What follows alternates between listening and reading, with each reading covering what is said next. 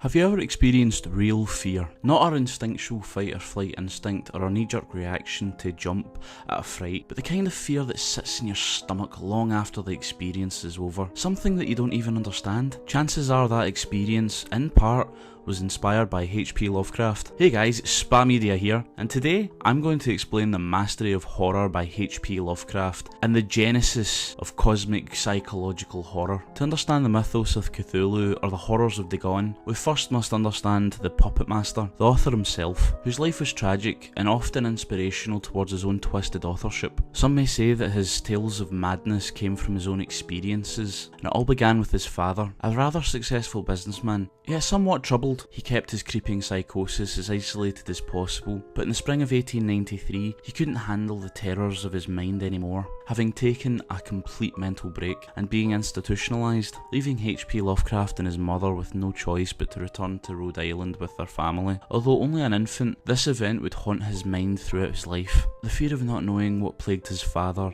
an unknown becoming a huge component in his work, and his need for understanding the unknown led him to create one of the greatest mythos of unspeakable horror and incomprehensible cosmic deities ever put to paper. To put it in perspective, you know Cthulhu, the one everyone knows about and is the face of the mythos? Well, he's pretty much a priest of something greater, leading Earth under his sway in a story of cosmic proportions. Is only the third or fourth generation of these creatures. Lovecraft was sheltered from most social interactions and spared any kind of physical affection from his mother, and after the death of her husband, she began to view her son as hideous. This left Lovecraft with not much more than a library collected by his grandfather. But due to this connection with these books, and his lack of a connection with the outside world, he found himself a child out of time. He would often see the outside world as a nightmare dream, and the only truths were really found in the 18th century stories stowed away up in his attic. But with a child only ever really exposed to fiction, he began to grow an imagination of monsters and demons. He often had reoccurring nightmares of creatures called night gaunts that would carry him away to the unknown. These creatures would later show up in the poem of the same name. Being later inspired by Edgar Allan Poe, he really took to writing stories, but unfortunately his family's wealth ran dry. He lost his house and his beloved library. It was gone in a night, and in this led to other inspirations and themes for his work,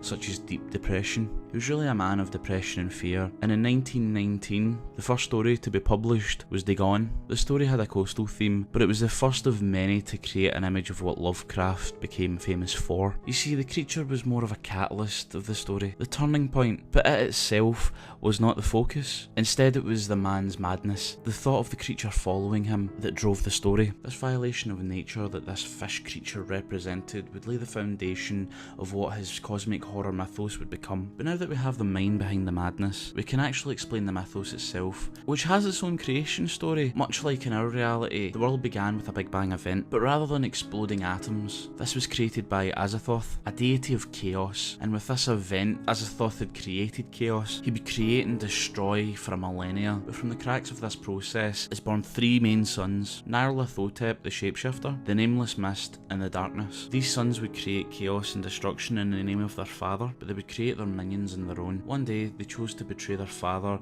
by putting him into a great sleep, in fear of the nature of his being, so they lull him to sleep with the creation of cosmic melody, music, and with that the sons were able to create entire galaxies over billions of years without the threat of destruction. For each planet, an outer or lesser god, descendant of Azothoth, claims dominion. Billions of years ago in relation to modern day, the Earth was born, and as it cools, a cosmic fire called Cthulhu and his minions arrive on Earth. He's a direct descendant of Azothoth, and he rules for 3 billion years with ease. But then the Elder Things arrive, settling in Antarctica, building their cities, but in fear of what lurks in the regions beyond their territories, as something dangerous has existed there long before their arrival. They create livestock called Sagoth that produce food for the Elder Ones, but in creating these advanced food farms, they create the first life on Earth, the beginnings of what would later evolve into humanity. But first, the Elder Things spread their domain throughout all of Earth, under the water. Although they can exist in any atmosphere,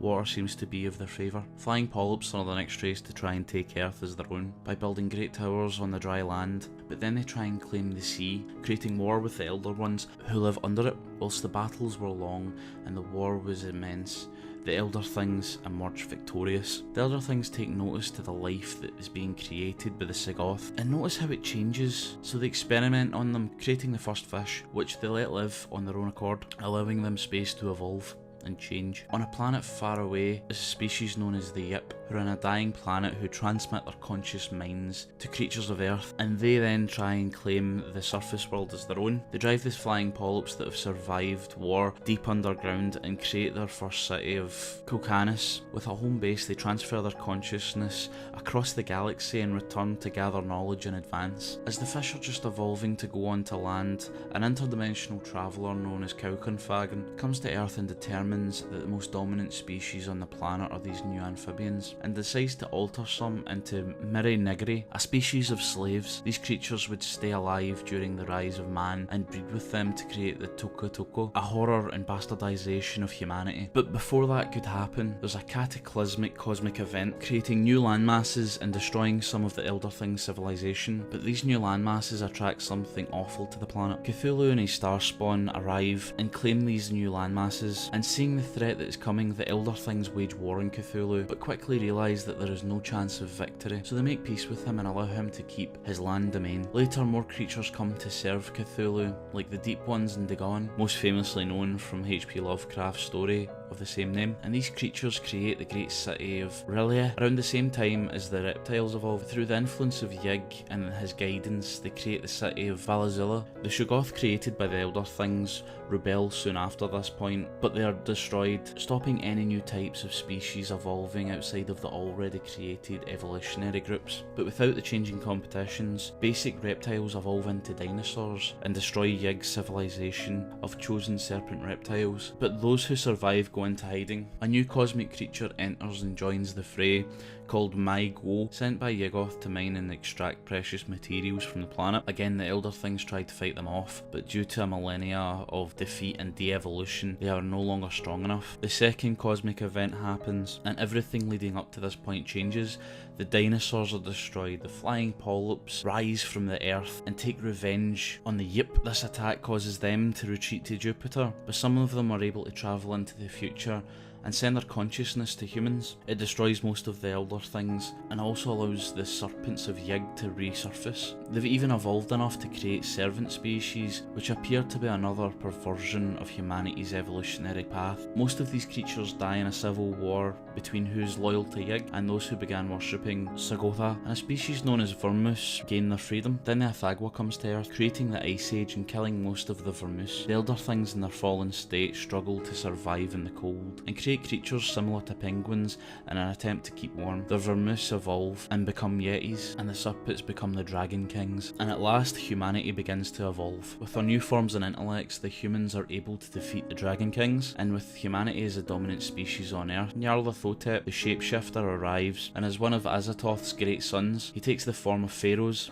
like all of them, and is worshipped as both the pharaohs and as the bringer of pests. During this time, Cthulhu and his city of R'lyeh sink to the bottom of the ocean, but rather than drowning him, he enters a dreamlike state where his will is law, controlling and communicating the creatures of Earth through their dreams, which drives most people insane, one of which is called Abdul, a man who collected his dreams in a journal. This journal, only known as the Necronomicon, was a compendium of all the creatures of the universe and how to summon them, but the book was dangerous, as even the knowledge of these creatures existing was enough to strip the weaker man of their sanity, and this book allowed you to summon them. Now, like any true horror story, there is no real ending. This is how this mythos stands today, and with Lovecraft's death in 1937, this is how it will stay, unless you want to take into consideration of other authors using his stuff, but doing that would be ironically maddening. I mean, the Necronomicon itself is everywhere, although it would be cool if the Evil Dead canon was canon to Lovecraft. Ash trying to chainsaw the neck off of Cthulhu, taking a couple of tentacles, that'd be fun to watch. The only outside sources I'm really willing to accept as canon is books published by Arkham House. It's a publishing house that preserves the writing of Lovecraft and was established by his close friends in memorial of him. They would even turn his pulp mag stories into real novels, and they would keep the story going respectfully. But much like the work of Tolkien to fantasy, Lovecraft had the same level of influence in horror, and I don't feel like modern horror would would be anywhere close to what it is without his influence. But if you like that video, feel free to subscribe and like and share the channel. I've been away for a while on personal reasons, but I should be making some level of consistent video again. And if you want me to talk about Lovecraft again, feel free to message me in the comments. I'm always up for suggestions, and I'll see you guys next time.